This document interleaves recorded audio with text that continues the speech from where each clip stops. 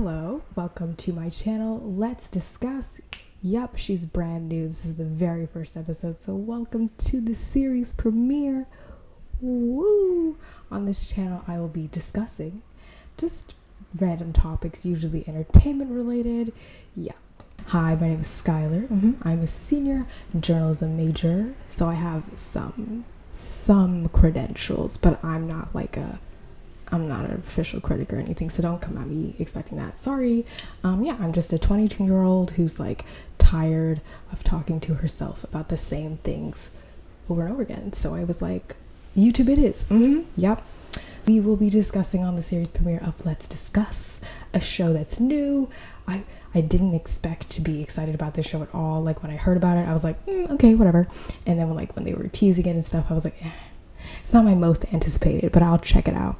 And lo and behold, pandemic happened. All the other shows got pushed back. So this show skyrocketed to my top anticipated shows. And now it's finally here. We're 4 episodes in, and I finally have this channel, and now I'm going to talk about it, and I'm excited. So let's get into it. So it's WandaVision.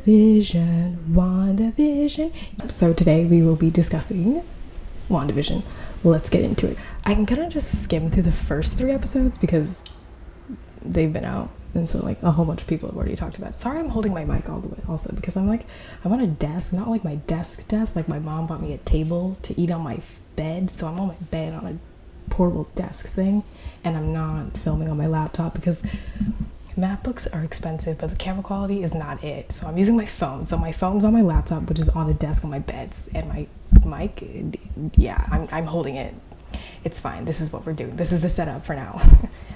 It'll be better soon one day. Maybe it won't. But anyways, so I'm going to skim through the first 3 episodes because they've been out. People have talked about them a lot, but I'm just going to give my favorite parts, my thoughts about it. Yeah. This is a very much spoiler review. I'm very new to this, so I'm not good at catching myself when I'm about to spoil something. I just keep going. I just talk, and I'm gonna spoil a lot of stuff. So if you haven't seen any of the episodes of WandaVision, if you're one of those people that are waiting for the whole season to come out and then you're gonna watch it all and binge it, cool. But I leave because I'm spoiling everything. I have no filter. I have no self-control. So things will be said. So get out of here and then come back if you want. I'd appreciate it if you came back, but you don't have to stay. And for those of you that do stay, let's do this. Yeah. So the first 2 episodes, which came out at the middle of January, on the 15th. Yeah. So those were setting up the world, the sitcom reality that we were delving into, the one that Wanda has created. So it was dedicated to the 50s. The first episode was about the 50s. The second one was about the 60s. I was born in 1999, so I'm not one with the 1950s or 60s comedies, but I liked it, There were a lot of people that said the first 2 episodes kind of dragged on, but I liked it. I get why they think it dragged on because it's very much just setting up this reality that Wanda has created. It's all about setting up the sitcom nature of it. It was very wacky, a lot of slapstick comedy, very over the top, very, representative of the era that they were trying to replicate with these sitcom shows. So it dragged. It didn't really get to the plot of the show, but I don't think that was the point of the episodes. They did throw in little tidbits here and there hinting that something was wrong, something bigger is happening, and I really like that. The second episode is my favorite. I thought it was very funny. Paul Bettany was great in that, and he was my favorite. He's kind of been my favorite so far, because Vision has always been very one note. He's I'm a robot, I'm smart, I'm powerful, but oh. And here we got to see him be funny, we got to see him be over the top. He was drunk on chewing gum, because that makes sense, I don't know, but it was funny and I enjoyed it. I liked it a lot. The second episode was just my favorite because they really did a good job of mixing together this sitcom nature while also adding in the whole mystery, the whole thriller. Something wrong is happening, with the helicopter that she found that was in color while everything else is black and white. That scene with Dottie where Jimmy Woo from Ant-Man is coming on the radio and he's like, Wanda, can you read me? Who's doing this to you, Wanda? That was cool. I liked that. And then at the end, the one that everyone talks about, when the beekeeper was coming out of the sewer and she was like, no. And then everything just went. haywire. I really liked the second episode. The first episode was good too. It was a good little intro to like the sitcom world, and Elizabeth Olsen is great as a sitcom actress. Wow. Her and Paul, yeah, it's good stuff. Yeah, so that's the first 2 episodes. Now we'll go on to the third. The third really is like, it kind of solidifies the setting that we're in. Like, it solidifies this whole sitcom thing, but also solidifies the fact that it's not supposed to be happening. This isn't real. This is fake. Something's going on. Like, the doctor that delivers Wanda's babies, he's like talking to Vision outside of, I can't remember if it's his home or Vision's home, but they're outside of someone's home, and he's like, small towns, that's the thing about them, you can't really escape. Can't escape? Do you mean you can't escape this reality? Yeah. What he means is you can't escape this reality. So I like that they were starting to really hone into the fact that the neighbors, these people, the people that we've been seeing in this town, are aware, if not consciously, subconsciously aware that they are not, that this isn't real, that they're trapped, they can't get out, they can't leave. You know, that scene with her where he was like he was cutting into the bricks, and Vision was like, are you fine? Do you need help? And he was like, yeah, no, this is normal. Yeah, everything's good here, fam. Don't worry. Don't be concerned at all. And yeah, I really like that. It was more like going really ham into the thriller, and we were like, by episode 3, we all know this is not right. Something's wrong. We need to fix it. We all knew that by episode 3. So I thought episode 3 was nice, and my favorite part about episode 3 was that the end with Wanda and Monica / Geraldine. That's her fake name in the show, Geraldine. So that scene where like it was after the twins were born, because in this episode Wanda magically had babies. Yeah, that happened. And so she had twins, and after the twins were born, her and Monica were just talking, and she was like, oh my god, twins. And Wanda was like, I'm a twin. Did you know that? I was a twin once. I had a brother, his name was Pietro. Yeah. And then she started singing the Sokovian lullaby, and Geraldine / Monica was like, hold up, I remember your brother Pietro, he was killed by Ultron, wasn't he? And Wanda was like, excuse me, what were you saying? I don't no, let's not talk about that. So she was like, who are you? And Monica panics and she can't answer her. And then Wanda notices her little pendant, which is like the SWORD logo. And SWORD is like, I don't know if Wanda knows who SWORD is, but SWORD's like the agency that's been watching over this little fake reality and stuff. So yeah, she sees the SWORD pin, and that clues her in. She's like, you're not supposed to be here. I don't know who the frick you are, but you're not one of my people. Get out. So she sees Monica as a threat, and she full on kicks her out. And then the episode ends with like Monica landing outside the border of real Westview.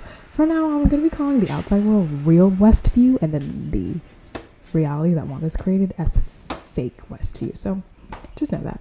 So yeah, she lands outside the border of real Westview, and then SWORD comes picks her up. I really like that sequence because it's really cool. We don't get many breaks in like the facade of the sitcom reality, and usually when they do, they're very quick, and it's just like a little glitch. But this was like full on this is Wanda, but we are seeing the side of Wanda.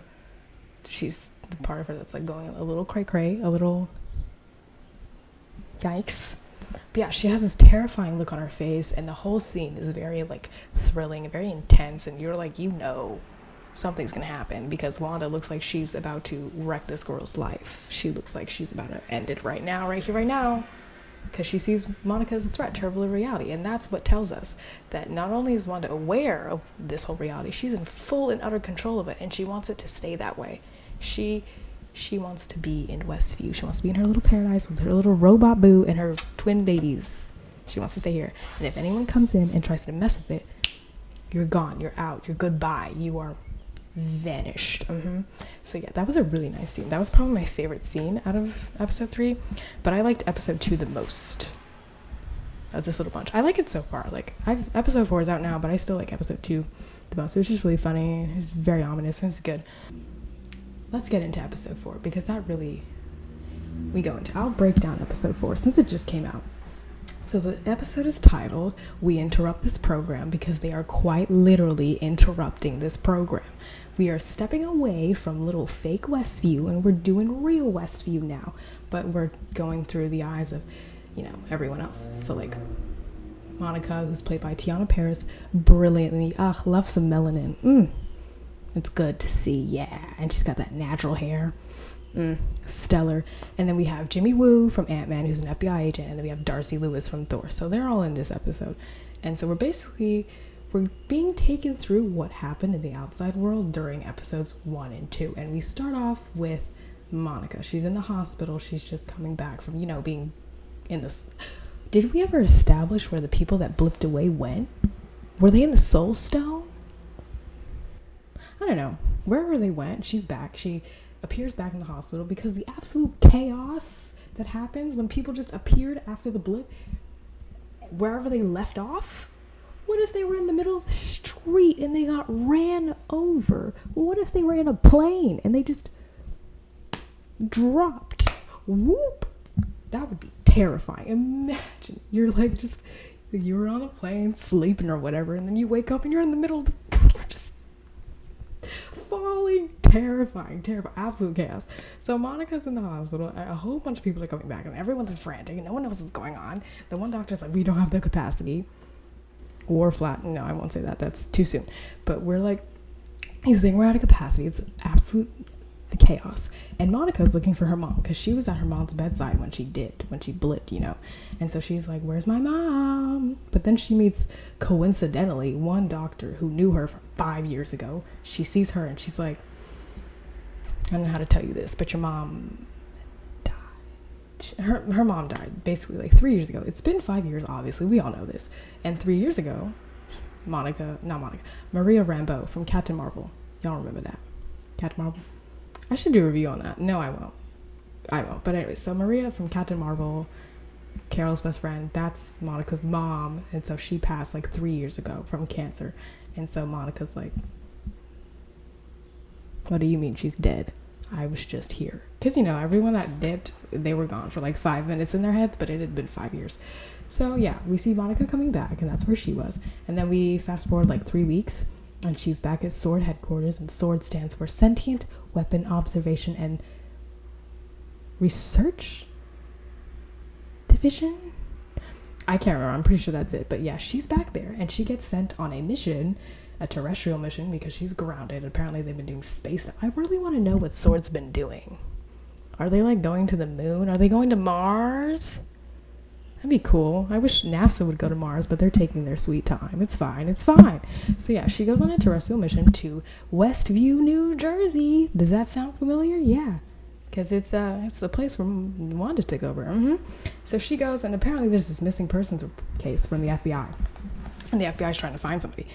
And they want to use some of the technology that SWORD has, and so they send Monica to watch over the technology or something. So Monica arrives, she meets Jimmy Woo from Ant-Man, who is a FBI agent, like I said, and he tells her that one of the residents of Westview is a member of the Witness Protection Program. And so he thinks that he fled, because, he's supposed to testify on an important case, but, he can't contact him. So Jimmy's like, I need you. Where are you at? So Jimmy was, calling the witness's family to be like, where is he? And they were all like, who? I don't know who the heck that is. It's not in my head. And he's like, what do you mean? That's your son. And they're like, I don't know who that is. Sorry. And so he's like, okay, even their own family don't know who they are. And I'm like, well, that's weird. So he goes to Westview, and then he meets some cops, and the cops are like, what's Westview? I've never heard of her. I don't know what that is. I know what Eastview is. They're like, we're from Eastview. And I'm like, oh, wow. Variants. I love creativity. None of the writers. It's kind of funny that the fake, the Wanda altered, she basically obliviated all of their minds. And they're all like, we're from Eastview, not Westview. And I'm like, oh, okay. But anyways, so yeah, the cops, everyone around this town, around Westview, has absolutely no recollection of Westview. They know what Eastview is, but they have no idea what Westview is, despite there being a giant sign for Westview. They are like, what the heck's that? And so Monica and Jimmy Woo are like, how did y'all just completely forget a town? It's right there in front of our faces. But apparently Wanda must have obliviated everyone in this town. She did a little Newt Scamander with a flying eagle thing, and she said, y'all are gonna forget this. You don't know what that is.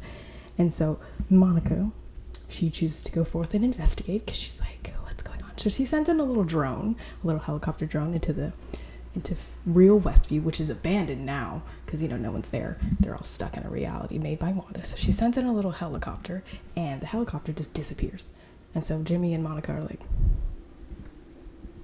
where it at? So they go forward, and Monica sees a little energy field, which I noticed. The energy field kind of looks like what a TV screen looks like when you go up too close to a TV screen, and it's like white, and it's like the lines. It's probably nothing, but it's just what I noticed. And so she sticks her hand in like any character does when they find something unfamiliar. They just go like, just gonna touch it. And so Woo's in the background like, please stop the violence. I just watched this Glee compilation of like funny things, and Brittany's like, stop the violence. It's funny, but Woo's trying to get her to get the heck out, and she just goes like, no. And so she gets sucked in, and that's how we get Geraldine in episode 2. But she also knows that's how we get the helicopters, because if you remember at the beginning of episode 2, there was this loud thud, and then Wanda was like, what was that? And then she goes and finds this red and yellow helicopter with the sword logo on it. That was the drone that Monica sent in. When it penetrated, it turned into a little toy helicopter, and that's what Wanda finds at the beginning. And then in the same episode, that's when Geraldine shows up. So that's how they got there. And then 24 hours pass, and Jimmy's like, has to call Sword and be like, so your person's gone. I don't know where she went.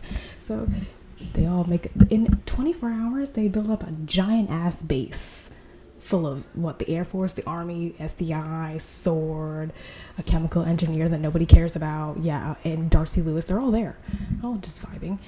And so they're all trying to find Monica, but they're also trying to find these townspeople because, these are real people that have just disappeared because of Wanda. So they have the whole little setup, they're monitoring everything, and then Darcy finds out that the energy field, little real Westview, is emitting a broadcast signal. And so she tunes into that broadcast signal, and there you get WandaVision. And then we see the hand at the end of episode 1 that was watching the show. It's now confirmed that was Darcy watching it. Everyone kind of knew that already, but now we know. So yeah, they're basically watching everyone, and then at the same time, they're trying to find out the identities of the residents of fake Westview. Like, they've been watching the show, and they're like doing some facial recognition, and then they find out who the real people are, because these are real people. And so they're doing all that, and yeah, so this episode really pulls back the curtain, and we're kind of seeing everything that was going on. We're seeing how everything happened, because those little hints that everything was going wrong in Wanda's reality. Now we're seeing how those hints or how those glitches came to be. We saw the helicopter, we saw Geraldine, how they got in there, and then we see the beekeeper. We see they send a sword agent through the sewers because they assume that just the field does not go past the ground, so they go down, and they think they go down and under and go up, they'll be fine, but lo and behold, they're not. So the beekeeper that comes up in the sewers was a sword agent, and that's when Wanda says no, and everything goes back. And then what else do we see? I wrote it down. Yes, okay. And then we see that, that moment in episode 2 where Wanda was talking to Dottie, and then the radio was cutting in and out, and you start hearing, Wanda, can you read me? Wanda, who's doing this to you, Wanda? We see that was Jimmy. We already kind of knew that, but now we're kind of seeing it. We're seeing Darcy set up this little radio frequency thing that could penetrate the field and, reach the little radios inside Wanda's reality, and then that's when we see Jimmy trying to contact her. It doesn't work for them, though, because when we see Wanda we see Wanda obviously manipulate the reality, or whoever else has any power to, we see them manipulate it and fix it. On the outside world, they're not seeing that. It's just like a skip in the recording, and it just goes back to the normal thing. So they can't tell that they actually did get through. We know they did, but it's not like they did anything, because Wanda just kept going on. She said that something weird happened, so maybe she wasn't.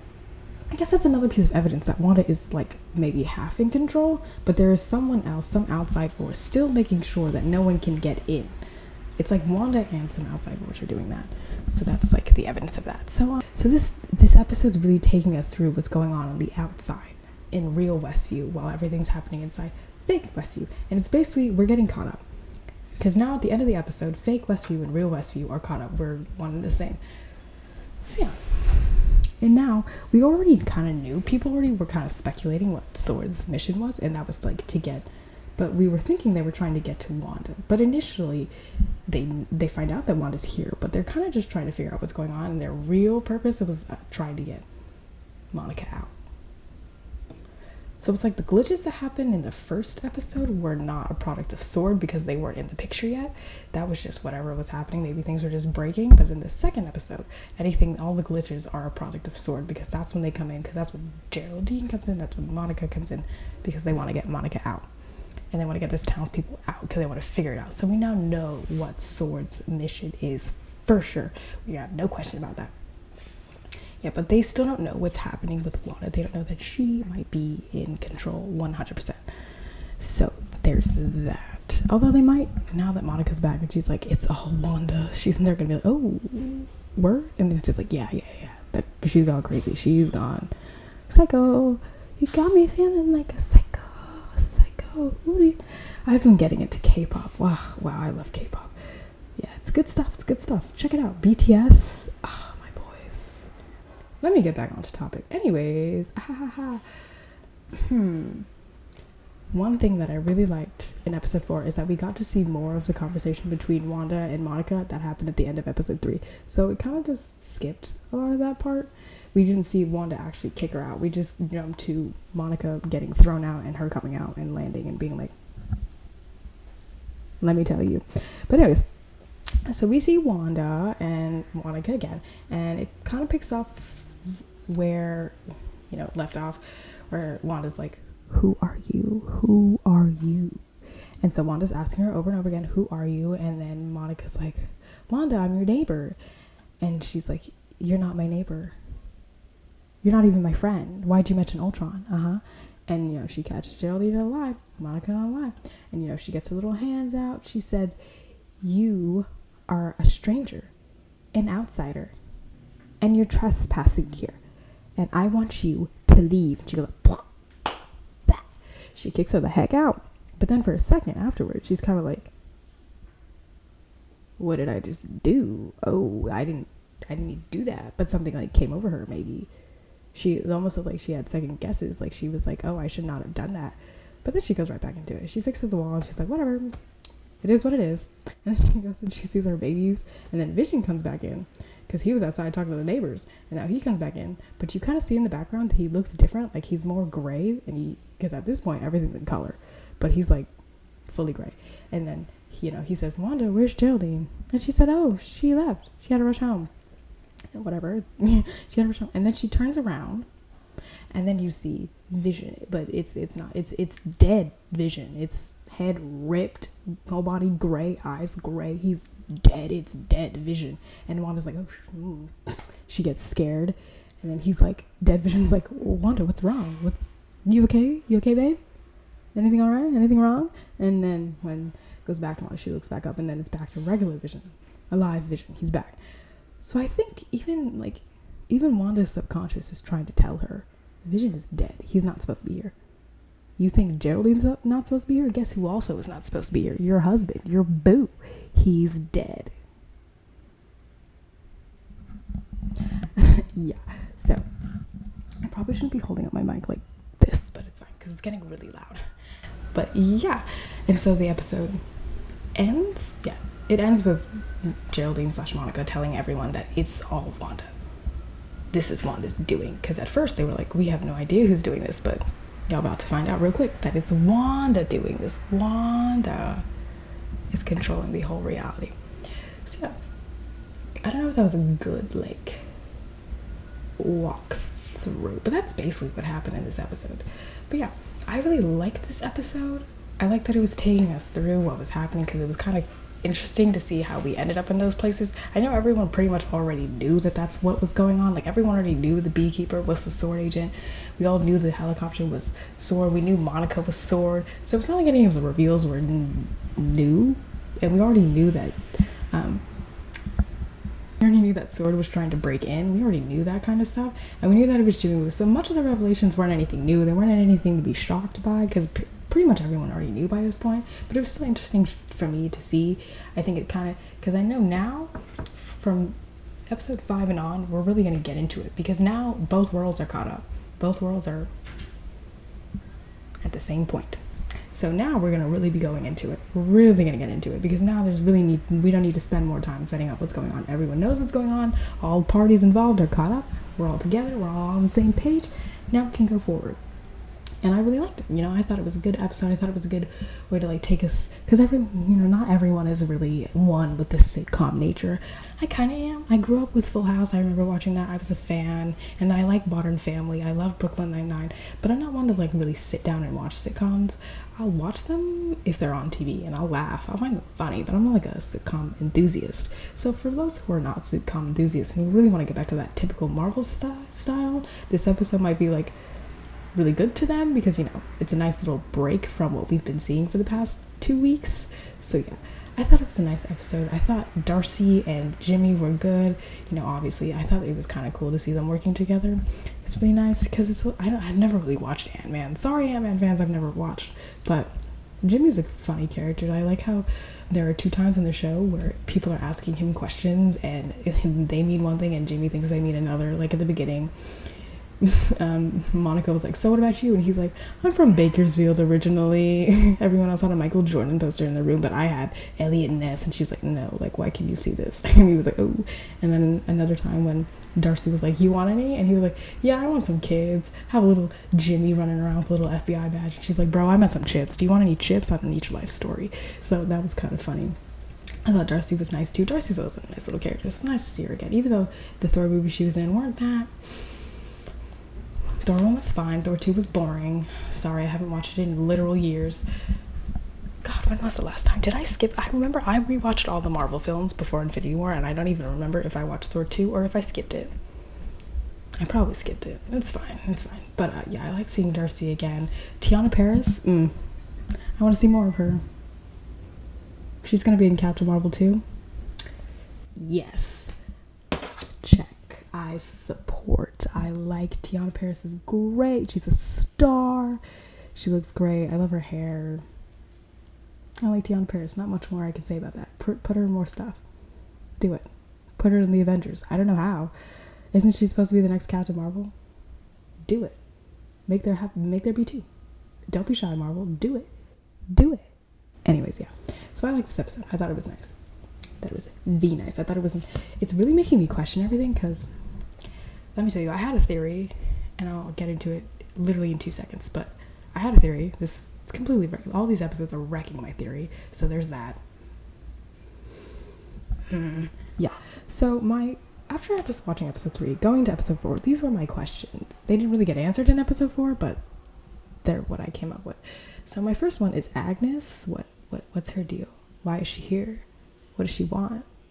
At first I thought that she was the villain because she was a little bit too involved for my liking. She was in everyone's business and not the tip. She's supposed to be the nosy neighbor, but I don't know. I feel like she knows a little bit too much about Wanda. I feel like she knows so much about Wanda's powers and she knows who Wanda really is. So I think something is up with Agnes. So there's that. And then my next question kind of leads into the third question I had, which is Vision. Is he alive? He's here. He's vibing. He's in this little world. He's got a job. He's got a car. He's got friends and neighborhood watch. They're a gang. But is he alive? Because the twins. My next question is, can the twins exist outside of this reality? Which also lends to whether or not Vision is alive. I'm guessing Wanda somehow managed to manifest Vision being alive again, because as we all know, he's dead. He is. Thanos said, and he died. He went goodbye. So how is he alive? I think she manifested him to be alive in this reality. She said, my boyfriend's alive again because I said so. In this reality, at least. But then, now she has the twins. Everyone has been saying, because in episode 2, they have that mantra where they were for the children. So everyone's been saying, okay, so then maybe this alternate reality, if someone is controlling Wanda, maybe it's so she'll have these twins who will be very powerful because they're very powerful in the comics. So everyone's thinking, oh, maybe everything we're seeing is so she'll have kids and they'll go out into the world and they'll be crazy powerful and who knows. So, and then you see like how anytime something from the outside world infiltrates the reality, it morphs into something for a child. Like the helicopter, that turned into a kid's toy. I'll get into the helicopter in episode 4, but that was a kid's toy. And then there's something else in episode 4 that changes into a kid's toy once they penetrate the energy field that covers fake Westview. So I'm thinking, well, everyone's thinking that all of this is for the kids. So are we assuming the kids can live outside of this reality? Because if that's true, then does that mean Vision can too? Because she did not have kids in the normal way, because Vision is a robot. He is at best a vibrator for Wanda, but he is no means of procreation. He's just not. He doesn't have the biological means. We saw the inside of his body was literal gears. He got drunk on chewing gum. He can't create children. So obviously, these twins, she also manifested with her, reality warping power. She said, I want children. Or maybe someone else did it. Because she seemed to be like, when the heck did this happen? She didn't really seem to be in the know about having kids either. So maybe someone outside of this world created the children, because there was also that moment in episode 3 where Vision was coming to Wanda and he was like, babe, what's going on? This is all wrong. But then it glitches and goes back. And I don't know if that's Wanda that does it, because normally when Wanda alters a reality to fit what she wants, we can easily tell that she did it. Like at the end of episode 2 when she said no to the beekeeper and everything rewinded, or like when she told Vision to help Mr. Hart when he was choking. So like clearly Wanda has some control over it. But like, what if someone else is doing this? What if someone else also has control over it? Is it Agnes? Who is Agnes? Why is she here? But anyways, so perhaps someone else created the twins, manifested that Wanda can have twins, but still, that's a whole living being that was manifested into this reality, that they didn't exist before it, but they exist inside the reality. Are they allowed to exist outside? If you leave little fake Westview, are they gonna disappear, or are they just gonna continue as if nothing's wrong? Because if so, then maybe Vision is also alive now. Who knows? My next question, is Wanda the villain? Is she doing all of this? My theory is that she was manipulated, so I don't really know anymore. But maybe someone's manipulating her, maybe not. I have not really two, but I have kind of just one thing about this show kind of revealed that I need someone to explain more, and that's Wanda's little obliviate spell on the rest of the world. So obviously at the beginning of the episode we find out that anyone that may have any personal connections to Westview, it's wiped from their minds. Like the informant for the FBI, his family has no idea who he is. No idea. That man could be a father, a son, a brother, anything. They have no idea. They won't remember him at all. And so I'm like, okay, well, how far does this go? Is it just people with personal connections? What if it's like a colleague? What if it's like your boss and you're like, where are you at? What if these people are losing their jobs? Imagine losing your job because you got stuck in a reality created by some witch. I'd be like, am I going to get some compensation? Sword? I'd like an unemployment check. Please, now. Because I didn't ask for all this. So it's kind of like, and then it only works on like, did Wanda not know that one of her people was an informant? That's something you need to know. Because like, how far does this obliviate spell work? Does this mean that Wanda's reality has larger implications on the reality itself? Like her fake reality it's starting to affect the real world now because she's erasing people's memories. Kind of opens a lot of holes as to whose memories get wiped. Like Monica said, why are we able to see it but no one else can? Was it even Wanda who did it? What if it was the people that have outside control? I need to know how this obliviate spell even worked and how far it goes, because it doesn't seem to be that well of a spell. It doesn't really seem to cover that many people, because here we are. FBI agents are completely like, excuse me, what's going on? And now, my theory is messed up. I had something and now I have nothing. At the beginning, I was like, okay, Agnes is the main baddie. Okay, that's the story we're going with. I thought Agnes, because in the comics, her name, everyone thinks she's supposed to be Agnetha Harkness, who is a witch that mentors Wanda in the comics and shows her true powers. and is also in league with Mephisto, and both of them like team up and drain Wanda's powers and stuff. I don't know the comics. I don't know it, but that's what I've been hearing. So I was thinking, okay, what if Agnes showed Wanda that she has the ability to create a new reality, and she used her grief as motive. She was like, you want your boo back? Create a whole new reality. And Wanda said, bet, I'm gonna do it.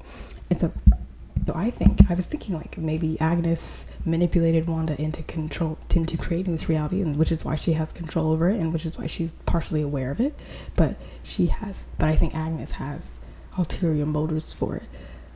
Like maybe Agnes has other intentions with this reality. Maybe the babies, how everyone's saying they want the babies, so maybe Agnes wants the babies. I don't know, she's really instigating the relationship, like she wants something to happen. Maybe the babies is it. And so I think, yeah, Wanda was manipulated into creating this reality. And so as the series goes on, I thought she would realize that this reality isn't what it seems. This reality Agnes is up to something bad. She's going to use my powers for something evil. So I thought maybe the series would be about Wanda figuring out the true nature and the true motives behind why Agnes wanted her to create this reality, and then she will fight back with Vision to get control of it back, because she wants to stop Agnes from using her powers to do anything bad. She wants to stop Agnes from doing anything evil with her powers. But that was my theory before I watched episodes 2 through 4. God. And now I have no idea, because Wanda, as each episode goes by, she seems like more and more like she's the actual villain. I mean, in episode 3, she straight up kicks Homegirl out. In episode 2, she has the ability to rewind everything. Like, she said no. She sees someone infiltrating a reality, and she's like, get out. You're not gonna, no, you're not coming in. And so I was like, okay, she seems to really want this reality to be the way it is. So maybe she's the villain. Maybe. And now after episode 4, I fully believe that she's gone somewhere. She's gone somewhere bad, because she told the homegirl, you are trespassing. I don't want you here. Get out. And she seemed pretty mad about it. She seemed pretty pissed. She seemed like, how dare you come in and try and ruin my stuff? These are my babies. These are my husband. You're not taking them. Screw you. Get out. So I think she's the villain. Because at the end of episode 4, Vision's like, we don't have to stay here. We can go wherever we want. And she's like, no, we can't. We are stuck. Another question. Is it because he can't exist outside the reality? But if he can't exist outside the reality, what makes the twins exist outside the reality? She said it like we can't. Maybe it's because she knows that she leaves, a whole bunch of people will come after her for, trapping innocent people in a reality that they didn't ask for. Maybe that's it. But she's saying it like they can't leave, like they have to stay here. But then she says, don't worry, darling. I have everything under control. Homegirl sounds like the villain. She sounds like, I know what's going on and I have it under control. I will make it to where no one can take our home from us. Which means she means no one is going to free these innocent people. I don't care, because this is my world, my reality, and no one's taking that from us. So, I think she's the villain. Even the way she delivered that line made her sound like the villain. She's like, I have everything under control. Something is up. Wanda is the villain. Or maybe, no. I don't know if she's being mean, because that scene in episode 3 where Agnes was like, stop it. And she was like scared. I don't really trust Agnes, but she did seem scared. Maybe I thought she was probably scared of Mephisto. If she is in league with Mephisto, maybe Mephisto has tasked her with making sure this reality stays on track, making sure Wanda is still subdued, Wanda doesn't break, and she didn't want Vision to go in and tell her that the neighbors know they're all trapped, because she was afraid that if Wanda knew they all knew, then that would have ruined the reality and she would get in trouble with Mephisto or whoever she's working for. So I thought maybe that's why she was scared, because some people said she was scared of Wanda, which is also a possibility. Maybe she knows what Wanda can do. Maybe she did manipulate Wanda into creating this reality, but maybe Wanda has taken it farther than they wanted, farther than they expected. So maybe Agnes is truly scared and has no idea what's going on, and she doesn't want to set Wanda off. So Wanda could be the villain. I wanted, when I heard about this show and I heard about the House of M comics, I kind of did want them to go into the Wanda maybe the villain, because I thought that would be interesting. Because what other villains are Marvel going to come up with? That's the thing. Marvel has, we're 20-something films in.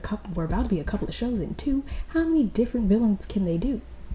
how many more villains can they say are connected to Tony Stark or something, and they're like another person mad about Tony Stark, so they want to take it out on somebody else? How many times can they do that? Not many.